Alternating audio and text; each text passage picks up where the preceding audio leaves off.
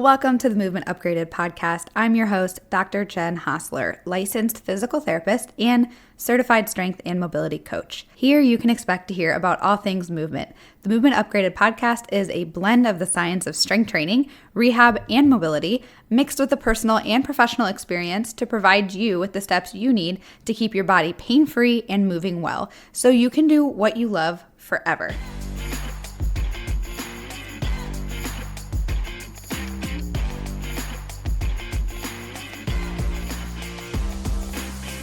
Hello. Welcome back to the Movement Upgraded podcast.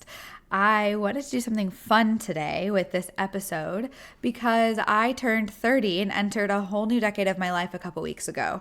And I have shared this on social media, but I'm definitely I have mixed emotions about it, right? Like half of me is like time is a construct, age is a construct, it's just a number. The idea of moving into a new decade doesn't really mean anything unless we assign meaning to it, right? So I'm fully aware of that, and also it's just an age, right? Like literally doesn't matter. But then the other half of me is which is the INFJ Myers-Briggs side of me, that's hey, this is a perfect time for reflection. I love reflecting and being introspective, and I just love all of that. So I was the other half of me is wow, this is a great time to kind of reflect on things and kind of check out your life, because life passes us by so quickly that sometimes we just don't really realize what's going on. And I don't want to be the person who all of a sudden finds myself at 60 years old or 70 years old and is what happened, right?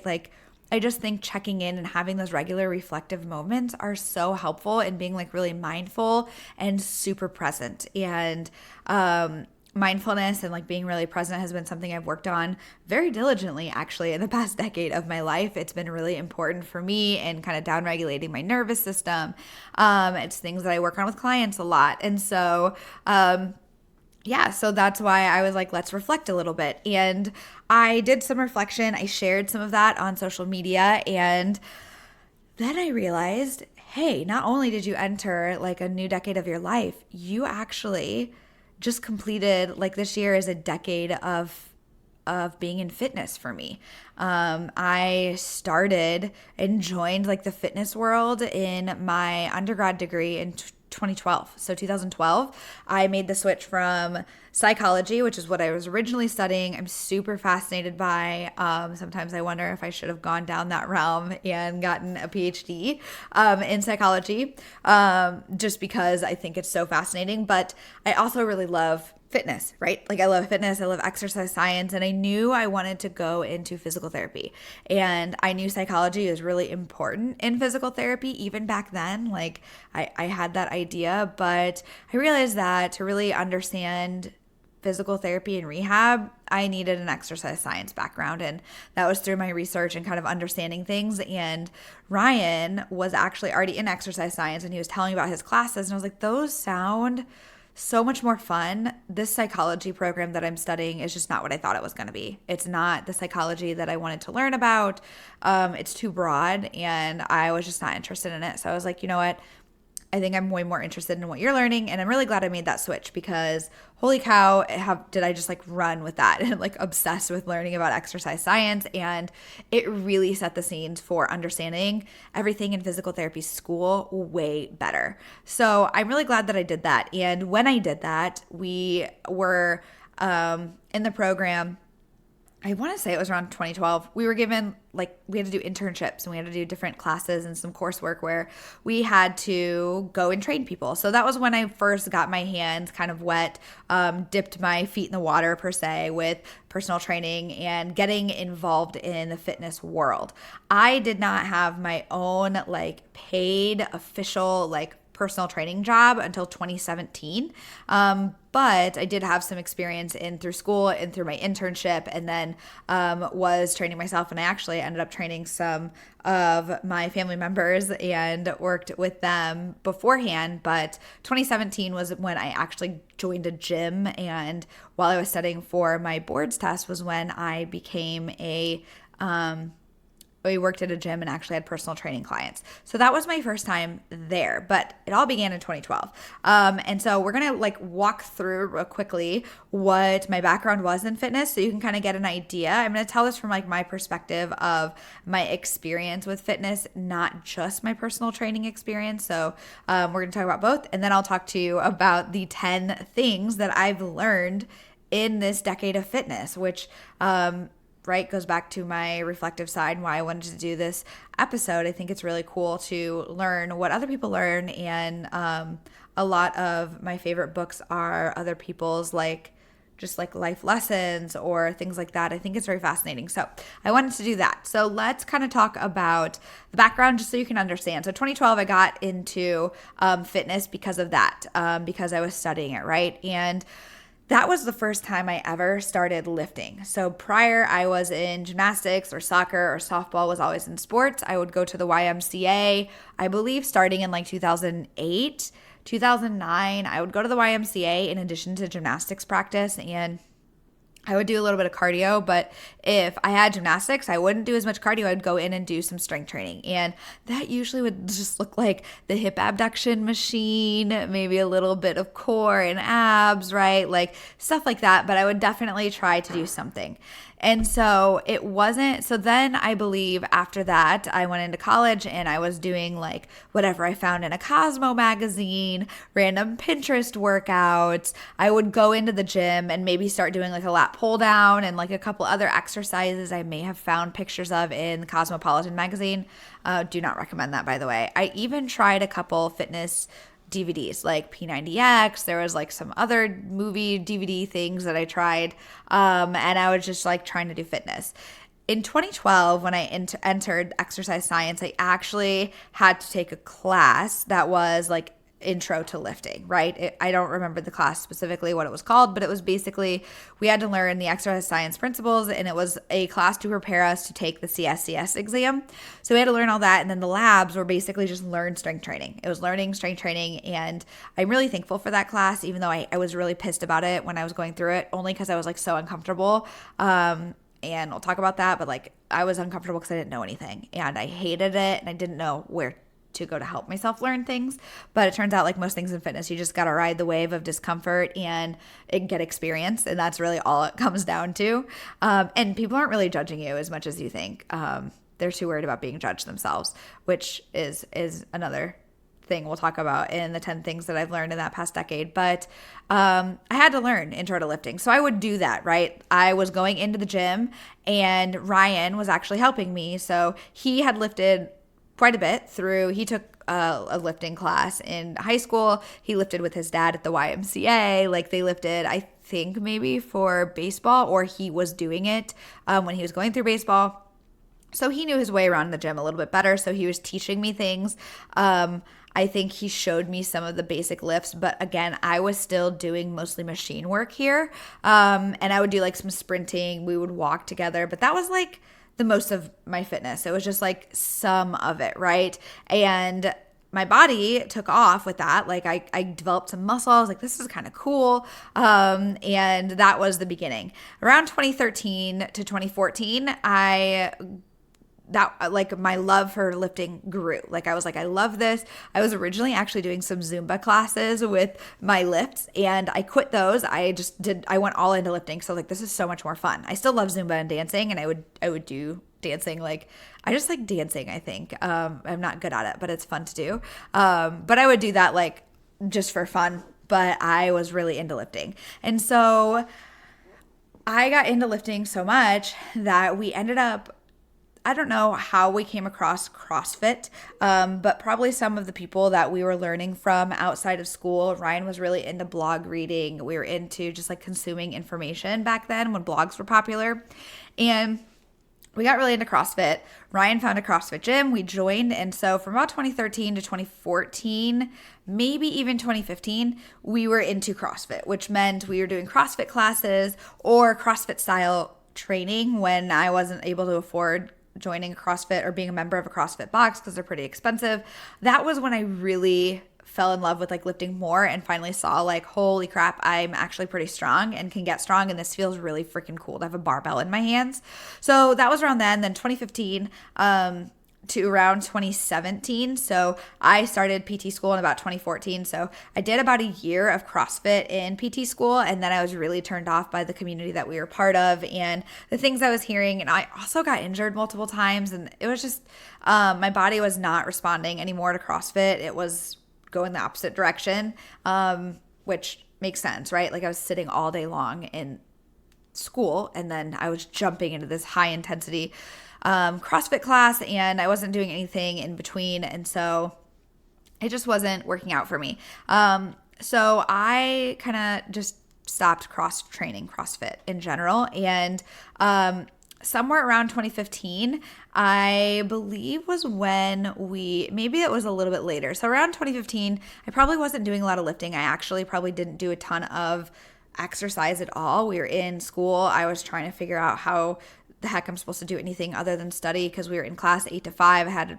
45-minute drive to and from school every day. And then we had class work and homework all day, every single day. And I was lucky to even spend a little bit of time with Ryan as it was. So, I didn't exercise for a while there. I lost a lot of my muscle mass. And ironically, of course, I got lots of comments about how great I looked, which is really annoying. And we need to stop doing that. But because I lost the times that I get the most compliments about how great I look is when I lose all my muscle mass and I'm not training, I'm not exercising, and my mental health is always at its worst. So side note, let's not make comments about people's bodies, even if they're working really hard. Like, maybe make a comment about their effort if you feel inclined, but we don't need to comment about people's bodies. So we don't know what's going on behind the scenes.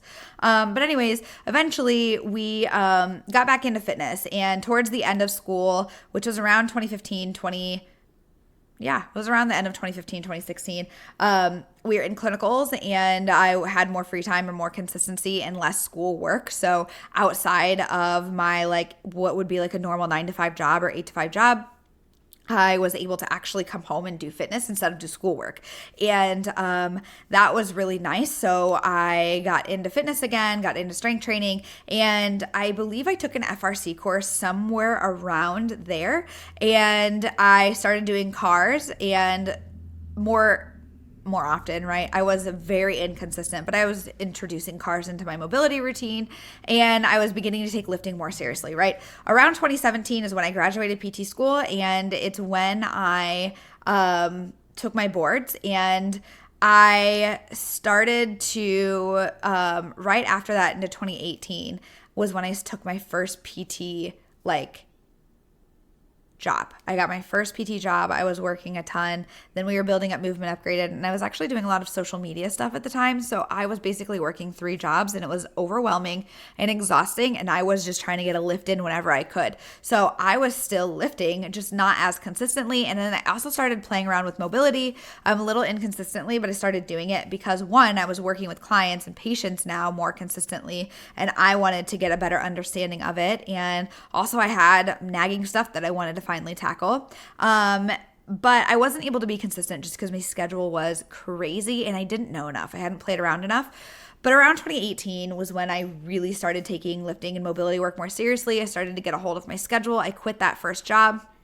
And ever since then, up until now, I've been way more serious, way more specific with my lifts and my mobility work. And it's really beginning to pay off in the last year or so. It's been pretty cool to see how strong my body can get and how good I can feel. But that has been my decade. So I wanted to go through that with you just so you could understand that, one, you may or may not consider me a fitness person, right? Like somebody who's really into fitness. You probably do, realistically. But I just want you to know, it wasn't always that way. I've not always been somebody who's super consistent with fitness. It's just not always been this huge part of my life. It's been something I've always tried to figure out how to work in. And I'm going to talk about this as we go through these 10 things I've learned in the past decade in fitness. But you often will underestimate how much you can get done in the long term, and we overestimate how much we can get done in the short term. So just remember that things take a while. They really do take a long time. We need to think in terms of years and decades rather than days and weeks, right? And often you don't realize it, but all of the stuff that you've done leading up to where you are now has helped you achieve the results. It's not just, I finally started doing X and I got the results. For me, there's levels to this, right? Like I had to get introduced to lifting. I had to get consistent. I had to figure out what I enjoyed. And then I had to slowly funnel my way down into specificity. And it's really important to just know that if you start comparing yourself to somebody else, like you might be at a level where they were 8 years ago and you're comparing yourself to them now. And just really important to keep that in mind. So those have been that's kind of how the past trajectory has been for me regarding fitness. So let's talk about the 10 things that I have learned in these past 10 years involved in fitness and being consistent with fitness in my own life and with training other people. Number one, there is always going to be somebody more fit than you. And I don't say this to dishearten you. I say this to remind you that every level that you reach, you're going to be like looking and comparing yourself to people at the level above and beyond where you are. And sometimes it's really easy to get super short-sighted and forget that you are actually doing really well. So if you zoom out and you recognize, maybe you're like, okay, I only really like work out a few times a week and I only get like my 7,000 to 8,000 steps in on average, right? I'm saying only because this is the type of stuff that our brain does to us. And if I only get that, right? So and all these Instagram people that I follow or Dr. Jen, like I feel like they're always doing so much more. It's important to remember that you are already doing more than most of the population. Most of the population is very sedentary, but two, we don't necessarily need to drive our motivation from comparison. It's very natural to do that, but just remember that there's always going to be somebody more fit than you. There is a whole spectrum of fitness. There is obviously people who don't even consider fitness. They want nothing to do with it, and that's fine for them. As long as it aligns with their goals and their expectations. But then there's the competitive athletes, and you don't have to be a competitive athlete to be into fitness. And so we don't need to get caught up in consistently pushing ourselves to be this competitive athlete. Like sometimes at some point it's like, well, you know what? I am just happy with using fitness for my general health. Yes, I want to kind of push myself to get a little bit better because when we're complacent, then, our fitness kind of falls backwards, but we don't always need to be striving for more and better. And there's going to be seasons of fitness and there's always going to be somebody more fit than you. So always keep that in mind, that if you're feeling really stressed about that or down or something, like somebody's going to be more fit than you always, and that's expected, and that's just something we need to accept and move on. So let's move on to number two. Number two is that you do not need to embody the identity of a fit person. That's in quotes, a fit person. Sorry, did I say do not? I meant you do need to embody the identity of a fit person. If your goals are to stay healthy, to be involved in fitness, to make fitness part of your life, or to be able to achieve physical freedom, to be able to do the things you want with your body, right? You are going to have to embody the identity of a quote unquote fit person, but that doesn't mean it doesn't necessarily need to look like what you think it does, right? So I'm going to say that again. The number two, the second thing that I've learned in this past decade is that you do need to embody the identity of a fit person. I used to personally think that I had nothing in common with fit people and I would never be a fit person. The problem with that is that I had an idea of what fit people looked like. It fit in a box. And that's what I mean when I say that doesn't need to look like you think. So let's talk about identities real quick and embodying them. In Atomic Habits, which was James Clear's book, he talks about habits, right? And lifestyle changes. And if we are trying to make fitness part of our lives, we really have to embody the fitness aspect and embody the identity of a fitness person. So if your goal is maybe to be a little bit more tidy, right? Like you would like to be a more organized person, you're going to have to embody the identity of a tidy person. Some people naturally are like that way. They're more like organized and tidy because they have to be, because they are very stressed out when they're not, or something along those lines. But some people just want to have built this habit over like decades or years. And so if that's you, if your goal is to become tidy, you've got to kind of do the things that a organized, tidy person does. Same thing with fitness. If you want to have fitness part of your life, you're going to have to embody the identity of a fitness person. That usually means that you're going to have to prioritize your fitness. You're going to have to maybe be the quote unquote fit friend in your group. And I will talk about that real quickly because I think this is really interesting. And it's something that I have noticed is in some groups, it's like being the fitness person is like not frowned upon, but kind of like, oh yeah, you're the fitness person. And sometimes I kind of roll my eyes at that only because like why do we need to create these types of like boxes? Oh yeah, those are the fit people. And also, I don't know why it's cool to not be part of fitness. So I want to remind you that I'm not going to shame you for not wanting fitness to be part of your life, but I do want us to understand that fitness needs to be part of our lives to ward off chronic diseases down the road. We live lives that we've not evolved to live. And so fitness really does need to be part of our lives for that reason. So I think that that's really an interesting thing that I have noticed. And I would like us also to think about how being a fit person, right? Maybe being the fit person in the group. If you're in a group, first of all, that's just going to like tell you like, oh yeah, you're the fit person and like be all sarcastic about it. Like maybe you don't want to be a part of that group. I don't know. But maybe the fit person doesn't need to look like how you think, right? So other people saying that about you is really about their insecurities, usually about the fact that they're not exercising, which is their own like whatever. Let them be and deal with those battles on their own. But the fit person, being a fit person around people who do not have fitness as part of their lives, you're going to seem extreme, right? That's where I'm getting at. So it's going to feel extreme to prioritize working out over some other things that people would do. It's going to feel extreme to maybe cook your food and bring it in. It's going to feel extreme to be like, I got to go for a walk this evening because I haven't really walked much today and I know I feel better when I walk and I sleep better when I'm moving more, right? Those things are like self-care in my opinion, but they have a negative connotation as like this fit person. Back in the day when I was like going to the Y, when I was in high school, I used to look at some of the people and I'd be like, oh, that they're like fit people, right? They would all have this like identity of like always at the gym, always in these like super like, I don't know, very fit fam clothes and like their bags, their water bottles, like all this stuff, right? And I was like, I'm never going to be like that. Because that's just not me. I don't think I am a fit person. And this is a problem because one, being a fit person doesn't necessarily have this criteria that you have to meet, right? But in our heads, sometimes we look at people in fitness and we're like, I don't relate to them. So we create this box that we realize that we either are just like never going to fit into. And it just kind of becomes this barrier for us to actually get into fitness.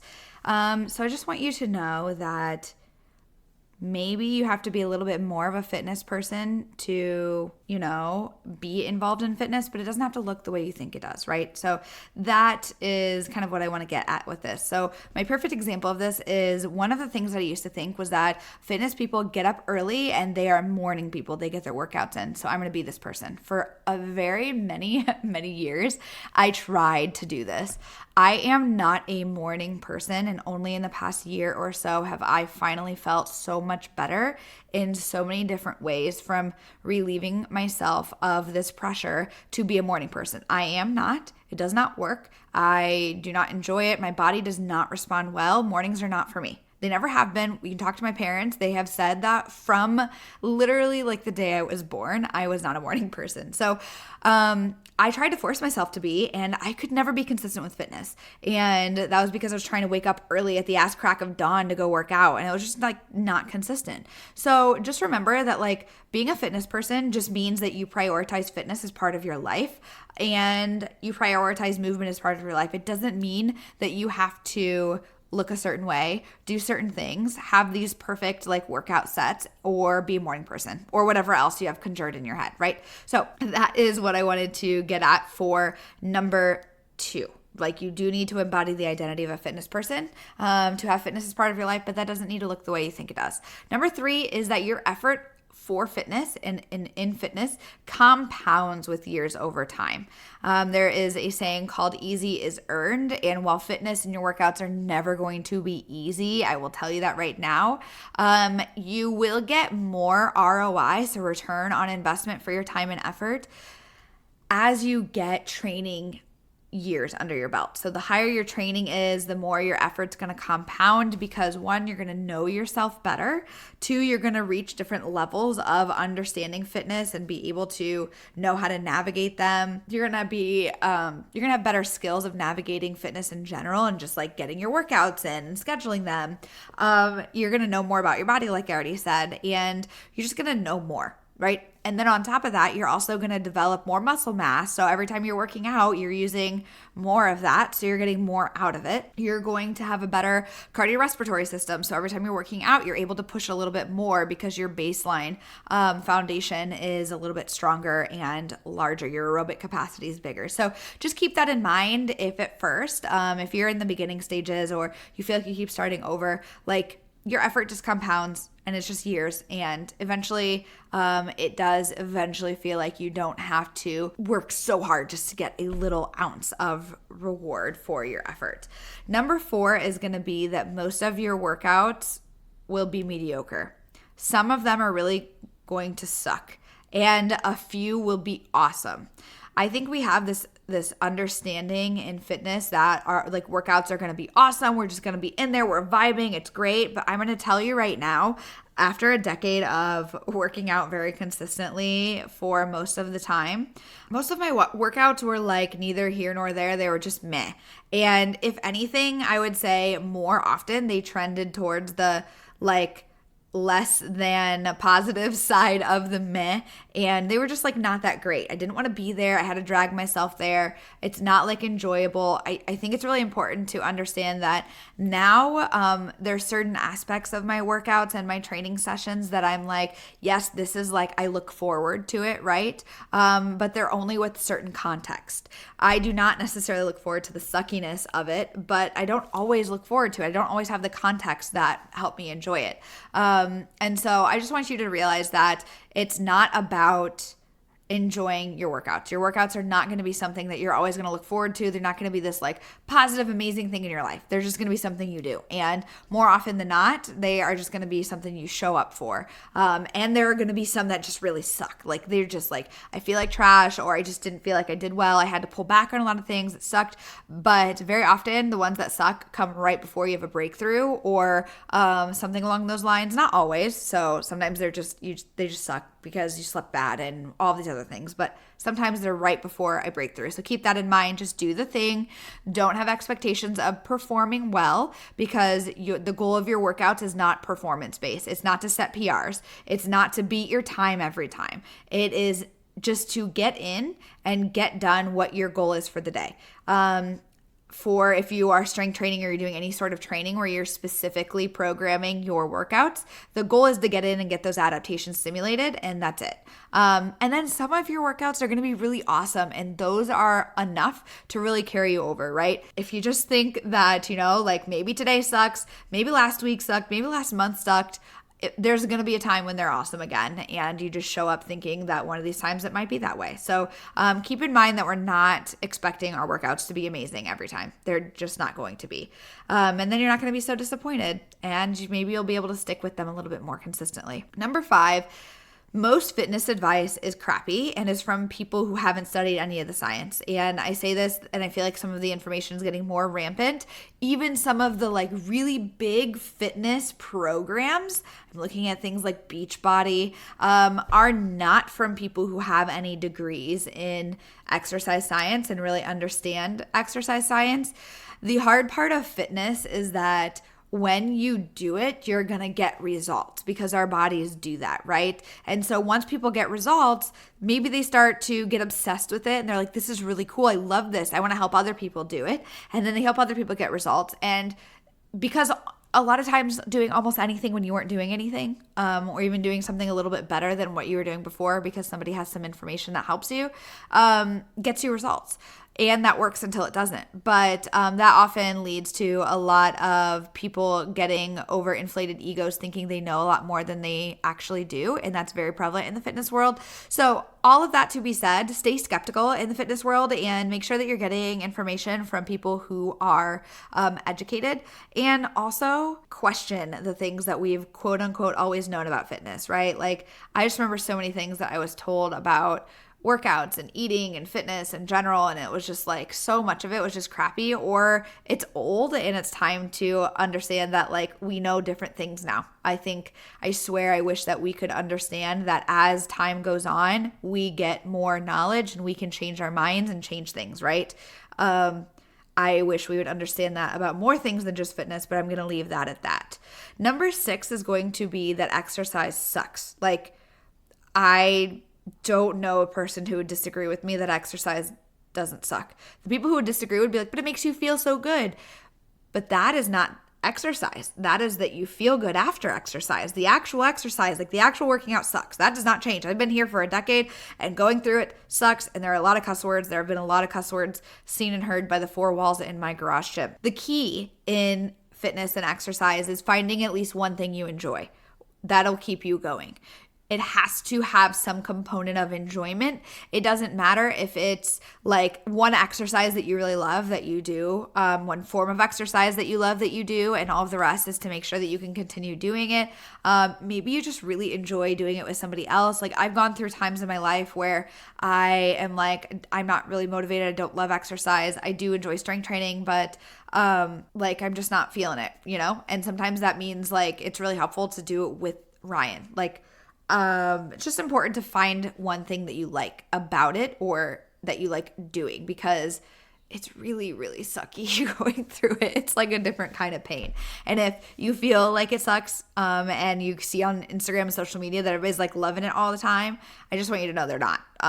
You're not alone. That's normal. It's normal to hate exercise. That's why I think that's like a primal thing, because we want to expend the least amount of energy that as possible. So doing hard things is going to be what our brains don't want to do, which is also why it's hard to stay consistent with fitness and motivate ourselves when we don't want to, right?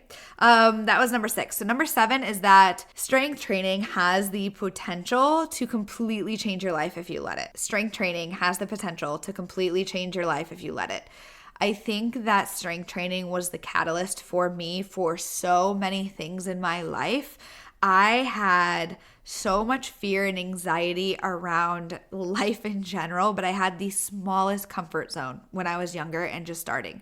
I was so scared to lift. I was so afraid. I thought everybody was judging me. I kid you not, I almost had panic attacks before every speech that I had to give in speech class. I know that probably sounds really like you don't believe me because now I have a podcast where I'm talking to you, but I promise you, I kid you not, I was terrified of public speaking. So all of that to be said, all of that has to do with a comfort zone and a tolerance to stress. My tolerance to stress was really low, even though I felt like I was stressed all the time. So my tolerance was just super low. So I couldn't tolerate a lot and everything felt like a big stressor. So I didn't know how to deal with stress. I hadn't been exposed to a lot.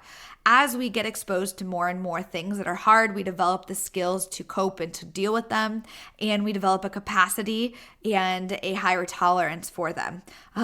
We push the boundaries of our comfort zone, and then it's like easier to do things. So I'm not saying that podcasting is easy for me, but it is way easier than those speeches were. And giving speeches and presentations are way easier now than those speeches were, only because I have refined the skills and exposed myself to it so much. And the reason I'm bringing that up is because strength training does this. Strength training is like challenging your body and yourself in ways beyond things that you thought you were capable of. And when you first do it, it's just uncomfortable being there because you feel like people are judging you. It's like new, whatever. Anything new is challenging your comfort zone. Once you get in there and you get used to it and you have a routine, then you start to do maybe one thing that's a little bit more scary. And then you start to do another thing that's scarier. And then you start to do other things that's scary. And then you start to lift heavier and you're challenging yourself in a way that you're like, I don't know. I might like this bar could like fall over and crush me. I might like injure myself, but I'm still going to challenge myself because I want to work on that. And every time you do that, you build this like little ounce of trust with your body and your own self. And that shit is fucking magical. I love it so much. And it really helped me heal like a relationship with my body that I had struggles with. It helped me tap into my strength that things I just didn't know I was capable of. It really helped me just like have so much more self-trust. And it was something that was lacking. And this was like the biggest catalyst and like bridge for me. And it was just, it's so cool. So strength training really has the potential to completely change your life. And I firmly believe that. And I've seen it. I work with people all the time, and specifically women. It's just so fucking powerful. And I love it so much. And it's a big reason why this podcast exists and why I started doing stuff on social media, because I was like, this stuff, I just wish everybody could experience it. So that's number 7. Number 8 is that taking a different route. Shame and self-righteousness is very rampant in fitness, but it has no place in fitness. So shame, if you're unfamiliar with those words, shame is like internalizing a mistake, right? So you make a mistake, and instead of saying, I made a mistake, I'm going to move on, you shame yourself thinking you're a bad person, and you start to internalize it as like a meaning of who you are, and you make yourself feel bad because you think you're internally bad. Versus I made a mistake because I'm human and I make mistakes. You're saying I made a mistake because I'm a bad human and I always do bad things and I'm inherently bad, kind of. So shame is going to be a huge blockade between you and actually getting anything done in fitness. If you're constantly shaming yourself, it's just a distraction, and it's something you probably, if you're like, oh my gosh, that's me, highly recommend going and working with a therapist on this, because it's just something that you have to work through. But it's very rampant in fitness because a lot of it's complex, right, on why, but a lot of people are like, oh, if I can do it, you can do it too. And there's just a lot of shame in making you feel bad for being human. And I want you to know that it's not okay. And if you are in a place where you feel like your trainer, your coach, your gym shames you for eating something that tastes good, or telling you, you need to burn it off, that's like, maybe we need to find somebody else or a different place, right? Self-righteousness is also very prevalent. And that's kind of like the I'm better than you because I do things. So this to me is one of the most disgusting parts of fitness. In being in fitness, involved in fitness in the past decade, I want other people to join fitness. Like, I want people to be part of it. I don't want to do fitness so that I feel better than other people. I just want to do it because it feels good, and I want to spread that with other people. And a lot of fitness is like, well, I'm doing fitness and so-and-so doesn't even lift, or so-and-so doesn't even do this, or they don't even take care of themselves. And it's just a lot of judginess that doesn't need to be there. And so I just want you to know that's also very prevalent, and it's also not okay. And that's something that I've had to learn, and I've realized in the fitness world and being involved in it in the past decade, it's actually made me like want to leave it almost because of that, especially in the last few years with the things that have happened. But it's not okay, but it is still really prevalent and something to be aware of. So that was number 8. Number 9, the less urgent that you can be with your fitness goals, the more successful you will be. So I'm going to say that again. The less urgent that you can be with your fitness goals, the more successful you will be.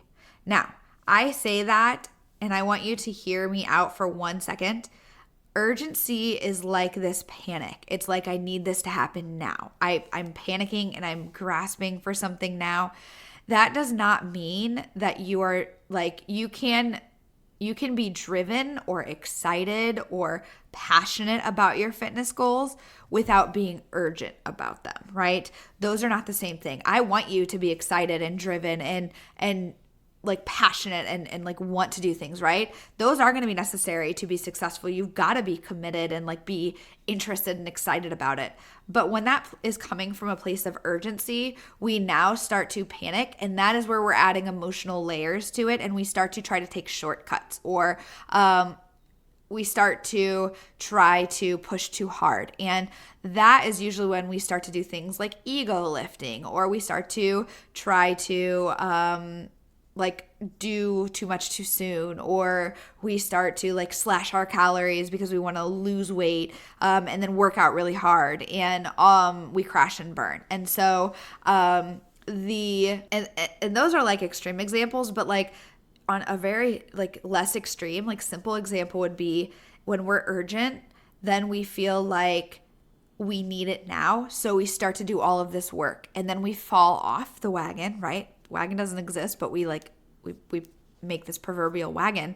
We do all this work, we're very urgent, and then we don't get what we want right away. And so we're like, screw this, I don't want to do this, and then we give up. And every time we do that, we're like reinforcing these types of things of like, oh, I can't do it, right? I can't be consistent. I give up every time. And so that reinforces those types of thoughts. And also it's like, it's not wasted time because it's all learning experiences. But if we could just start out really slow and make this like, let's start out with this slow task and adding that to our habits until it becomes easier. And then let's add the next thing. This is like how I do things with people. Then add the next thing. Then when life throws like crazy stuff at you, you're more likely to be unwavered, and you'll be likely that this is something that you can pursue in the long run. Most fitness goals take a very long time to achieve, even in rehab too. They just take a while. And so it's really important to not be urgent about things because we don't want to end up disappointed and then not interested, right? And then we have an added barrier of, well, I didn't work last time, so I'm not interested because it didn't work last time. And we want to perpetuate success more than anything. We want to set you up for success. So try your best to be less urgent. And if you feel there's an urgency, maybe unpack that and kind of figure out what's going on. The last and final thing that I've learned in this decade of fitness, and this is something I've already touched on a little bit, but I really think it's important, is that fitness can be a very beautiful way to develop a deeper relationship with yourself and with your body. And it can also, on the contrary, drive the rift between you and your body further and further apart and actually muddy the water and make that relationship like a terrible place. I think it's really important to find spaces and places on social media and places like gyms or trainers or coaches or environments where you feel that your fitness is helping you develop a deeper relationship with your body rather than making you feel more disconnected. For me, in the past decade, fitness has been a way for me to come home to my body and learn about my body. It's a big reason why mobility training and control and a lot of the FRC work in cars have been so pivotal for me, is because they really helped me feel things and understand my body and feel like I have control over my movements. And that helped me really develop a very deep relationship with my body and understanding how I feel in my body, versus just going into the gym, tuning out my brain, and just kind of like a lot of fitness people just like destroy their bodies in the gym. They're just in there to annihilate them, get in, get out, and they don't even check in with their bodies. But if you're really approaching fitness in a healthy way and you are being surrounded by people who are teaching you that, fitness is a great way to check in with your body, to learn what feels good for your body, what doesn't, how your body feels based on certain things, understanding how your body feels in general, because how often do we even check in with our bodies? Not to mention, if we don't have a great relationship with our bodies and how we look in our physical appearance, fitness can be a really great way to like tap into how our bodies are more than just an ornament to look at. And I say this as a woman who has grown up in a society that has told me that my body is an ornament to look at all times, and that's really its main purpose, right? So I think that it's important to also note that like sometimes we can trade our like aesthetic pursuits for performative suits, and then we become obsessive that way. But like as long as you are creating some awareness, I think that fitness can be a really beautiful way to be like, hey, my body does a lot of really cool things, and maybe it's never going to look like whatever the standard is at the moment, which changes every fucking day. I don't even know what is the cool thing nowadays, but like maybe my body is capable of a lot more. And I think that fitness really, it can be this beautiful place to develop that. I just think that it's like finding the right, not even the right way, but like finding the way that works best for you and finding an environment that can cultivate that type of relationship. And that's something that takes a long time too. But I do feel like after a decade in fitness, I'm settling into more of a place that is really cool to be with fitness. After many different examples that I gave above, like not above, but in the beginning, of just like not the best places for fitness in my body. And I think it's pretty cool to reflect back on that and realize, wow, like a lot of fitness has changed my life completely, strength training specifically, mobility work a lot too. And it's really fucking cool. And I just hope that, I hope that if you listen to this, that it was interesting to you and that it helps you to reflect on your own personal journey with fitness. And, I hope that more people can have some sort of avenue or I hope more people can find a place where they can cultivate a better relationship with fitness than the one that's portrayed on social media. And I think there are a lot of great accounts and social media places and gyms out there. I just think we have to keep searching. And if you feel like you're stuck and surrounded by this constant Fitspo nonsense that was spewing a lot of the opposite of what I was talking about today, then on social media, it's 100% up to you to tell the algorithm what you want to see. So make sure that you're cultivating your own experience on social media that's not full of the jargon and the nonsense that fitness is, and start to follow other people who are maybe not the quote unquote typical Fitspo or fitness person that you see, and maybe realize that fitness is a wide variety of things, and that can be pretty healing too. So I hope that you enjoyed these past 45 minutes. Very long episode today. If you're still with me, thank you. So yeah, I am always appreciative of you for listening. And if you like this episode, you like the podcast, obviously, if you haven't already, go give a review. It's very appreciated if you can do that. Send this to somebody who you think might benefit from it. And if you have any questions, thoughts, quandaries, or reflections on this, I would love to hear them. Send me a message on Instagram or shoot me an email at jen@movementupgraded.com. With that being said, I will see you or talk with you in the next podcast.